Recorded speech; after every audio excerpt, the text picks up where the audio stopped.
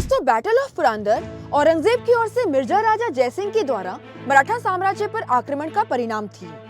दरअसल छत्रपति शिवाजी महाराज के बढ़ते वर्चस्व ने आदिलशाही सेना और मुगलों के नाक में दम कर रखा था।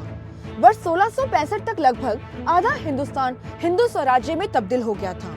दिल्ली की हुकूमत को यह डर था कि अगर छत्रपति शिवाजी महाराज को नहीं रोका गया तो वह दिन दूर नहीं जब दिल्ली के सिंहासन पर छत्रपति शिवाजी महाराज का झंडा लहराएगा। ये लड़ाई महत्वपूर्ण थी क्योंकि पुरंदर का किला मराठाओं के प्रतिरोध का प्रतीक था। पुरंदर एक शक्तिशाली किला था। ये मराठाओं के लिए स्ट्रेटेजिकली काफी इम्पोर्टेंट था। प्रतापगढ़, कोल्हापुर, पावनखिंड की लड़ाइयां जीतने के बाद छत्रपति शिवाजी ने सूरत को मुगलों के जबड़े से लूट लिया था और दिल्ली सल्तनत उन्हें छू तक नहीं पाई थी। दिल्ली के शासकों को ये बात नागवार गुजर रही थी। मिर्जा राजा जयसिंह और दक्कन के सरदार दिलेर खान को एक साथ छत्रपति शिवाजी महाराज और उनके मराठा साम्राज्य का सामना करने के लिए भेजा गया। लगातार हो रही लड़ाइयों से मराठा सैनिकों की हिम्मत तो बढ़ रही थी, लेकिन संख्या घट रही थी। दिल्ली की फौज 14,000 की भयानक सेना के साथ छत्रपति शिवाजी महाराज को पकड़ने के लिए पुरंदर की तरफ चल पड़ी। साल 1665 का समय था, जब 14,000 की विशाल सेना गन पाउडर, बारूद आदि के साथ शिवाजी के स्वराज्य की तरफ बढ़ रही थी। कहा जाता है कि मिर्जा जयसिंह और दिलेर खान ने एक रणनीति के तहत शिवाजी पर हमला करना ठीक नहीं समझा। उन्होंने पहले छोटे मोटे साम्राज्य को जीतना शुरू किया।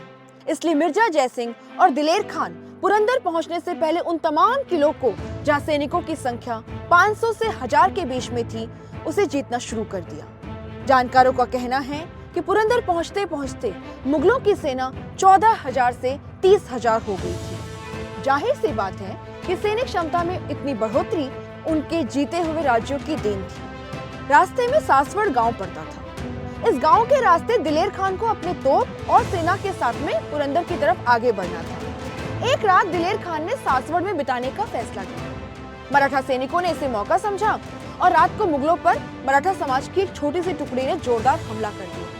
मुगलों की तैयारियों पर गंभीर चोट करते हुए वो वापस चले गए। इस हमले का एकमात्र उद्देश्य मुगलों की सैनिक क्षमता को नुकसान पहुंचाना था, जिसमें वे बेहद कामयाब रहे।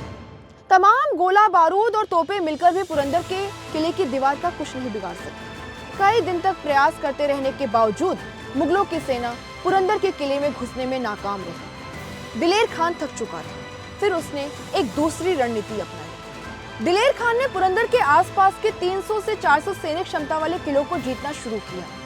पुरंदर किले के पास वज्रगढ़ नाम का किला था। जानकार बताते हैं कि इस किले से पुरंदर के किले पर हमला करना आसान था। दिलेर खान ने वज्रगढ़ के किले को जीत लिया और फिर वहां से पुरंदर की दीवारों पर तोप के जरिए हमला करना शुरू किया। पुरंदर किले के किलेदार मराठा सेनापति मुरारबाजी देशपांडे थे। वो अपनी अनपैरेलल्ड ब्रेवरी के लिए जाने जाते थे। कैनन्स किले की दीवारों को कमजोर कर रही थी, इसलिए मुरारबाजी ने इसके बारे में कुछ करने का फैसला किया। रात में मुट्ठी भर सैनिकों के साथ वो चुपके से मुगल शिविर में घुस गए।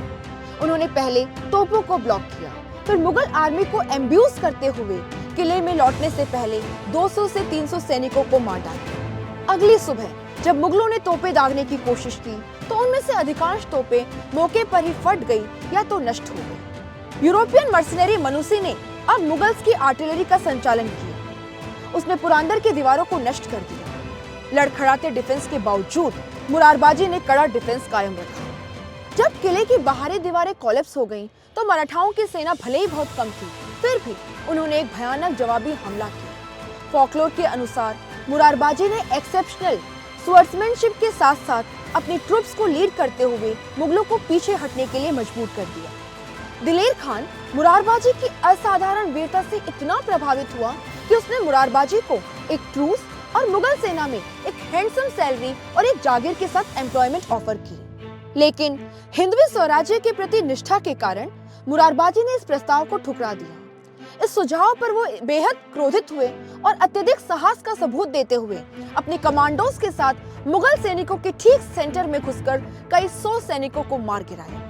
दुश्मन सेना से लड़ते लड़ते मराठा जनरल मुरारबाजी मुगल फोर्सेस के द्वारा मार दिए गए और शेष मराठा किले के इनर वॉल्स की तरफ रिट्रीट कर गए। उन्होंने आत्मसमर्पण करने से इनकार कर दिया और अंतिम व्यक्ति तक लड़ने के लिए तैयार हो गए। जहां एक तरफ बैटल के दौरान मराठाओं को मिर्जा राजा जयसिंह के ओवरवेलमिंग फोर्सेस से लड़ने की डिफिकल्टी का एहसास हुआ, वहीं मुगलों को भी मराठास की परसेवरेंस का पता चला। मराठा गैरिसन में अब केवल 2000 सोल्जर्स मौजूद थे। दूसरी तरफ मुगल सैनिकों की संख्या इससे लगभग 10 गुना ज्यादा थी। 2 महीने की लगातार लड़ाई में उन्हें भारी संख्या में हताहत होना पड़ा। शिवाजी को इस लड़ाई को लंबा खींचना और विरोध करना व्यर्थ लग रहा था।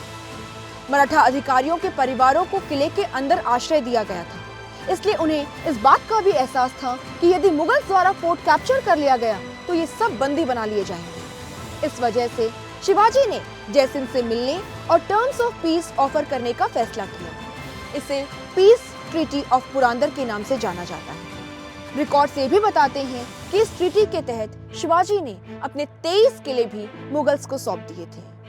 दोस्तों, ये थी कहानी बैटल ऑफ पुरंदर की। होप आपको इंटरेस्टिंग लगी होगी। ऐसे ही इंपॉर्टेंट हिस्टोरिकल बैटल्स के लिए हमारे चैनल को सब्सक्राइब करके बेल आइकन प्रेस कर दीजिए। एंड जी हाँ, हमें ज्यादा से ज्यादा सपोर्ट करने के लिए इस वीडियो को शेयर कीजिए and do not forget to press the like button. Thank you so much.